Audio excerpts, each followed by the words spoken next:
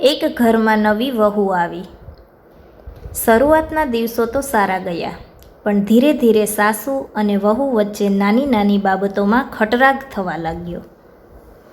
વહુને લાગતું કે સાસુ જૂના વિચારોના છે અને સાસુને લાગતું કે વહુને ઘર ચલાવતા નથી આવડતું.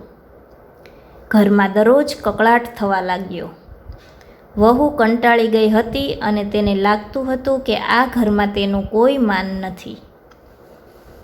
એક દિવસ વહુએ નક્કી કર્યું કે હવે તે આ સહન નહીં કરે અને પિયર ચાલી જશે.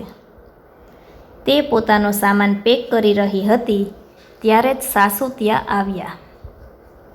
વહુનો ગુસ્સો સાતમા આસમાને હતો, પણ સાસુએ શાંતિથી તેની સામે જોયું. વહુ બોલવા જ જતી હતી કે મારે હવે અહીં નથી રહેવું, પણ એ પહેલાં જ સાસુએ વહુના માથે હાથ મૂક્યો અને માત્ર એક જ શબ્દ કહ્યો, દીકરા.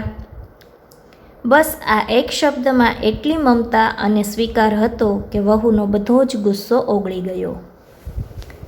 સાસુએ આગળ કહ્યું, બેટા, અત્યાર સુધી મેં તને વહુ માનીને ભૂલો કાઢી, પણ જો તને મારી દીકરી માની હોત તો કદાચ તારી ભૂલો મને વહાલી લાગત. મને માફ કરજે. માત્ર એક દીકરા શબ્દે વહુનું હૃદય જીતી લીધું. વહુને સમજાયું કે જે પ્રેમ તે બહાર શોધતી હતી તે તો આ એક શબ્દમાં જ છુપાયેલો હતો. તે દિવસથી વહુએ પણ સાસુને સાસુ નહીં પણ મા માનવાનું શરૂ કર્યું.